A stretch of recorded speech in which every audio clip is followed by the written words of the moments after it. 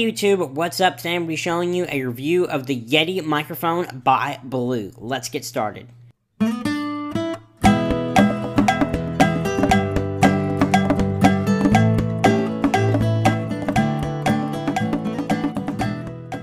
So I'm going to be splitting this video up into three parts: the good, the bad, and the audio test and examples. So let me go on and start with the good right now. Well, for the good, it has fairly good audio quality. It's not the greatest ever. It's not a audio quality so great that you'll hear it and think, well, that must be a Yeti. But it's okay, and it's very passable for internet use. The second is controls on the mic. It has tons of controls on the microphone itself. It has a gain controller, it has a pattern controller, and you can go between stereo, cardioid, omnidirectional, and bidirectional, which I won't be going over in this review, but they're really helpful. I haven't really used them. I've just kept mine on cardioid pretty much all the time, but it'll actually change the pattern of the microphone. So if you want to get like a side-to-side kind of thing going on for an interview, or if you want to record a room full of people, you know, kind of like a board meeting, you can stick it right in the middle and do something like that and have it recording all the way around it. And so you can do different things like that.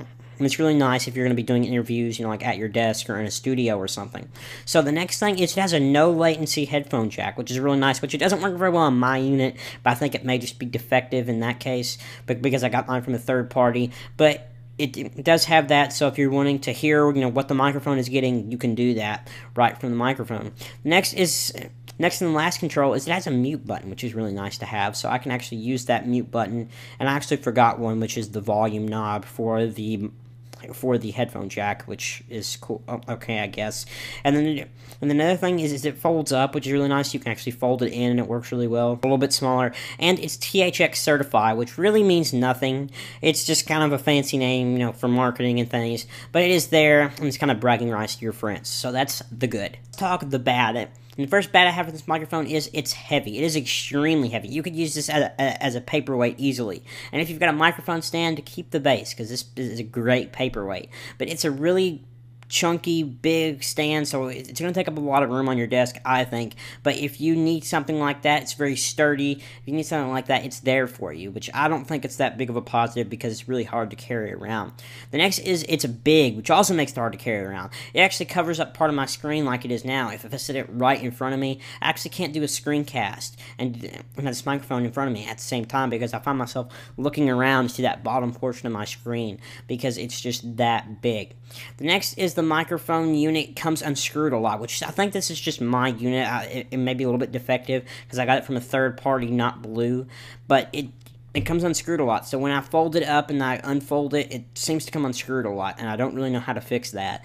So that's pretty much that. The next thing I have is it's extremely sensitive. So if I set the microphone down like on the same surface where my mouse and keyboard is, you can hear every little click and sound that it makes. That's really annoying if you're doing a screencast and you want it really up close to your face. It really becomes a problem now. So now let's talk about the comparisons between the built-in microphone and the microphone in the Yeti.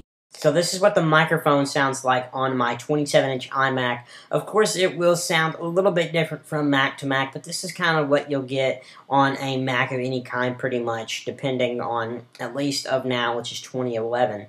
And as you can see, my voice sounds extremely echoey, which that will be different from room to room, but my voice has a lot of echo to it. It kind of sounds loud, but it's not really loud, and it's awful. So now let's go on and listen to what it sounds like on the Yeti from Blue. So, okay.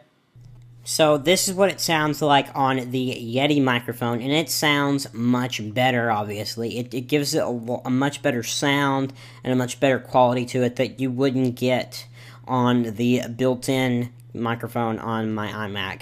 So, true, it doesn't sound that much hugely better because it's still my voice, but it does sound better and gives a more professional feel to the video. So now let's give a real quick look at the built-in microphone one more time before I wrap this up.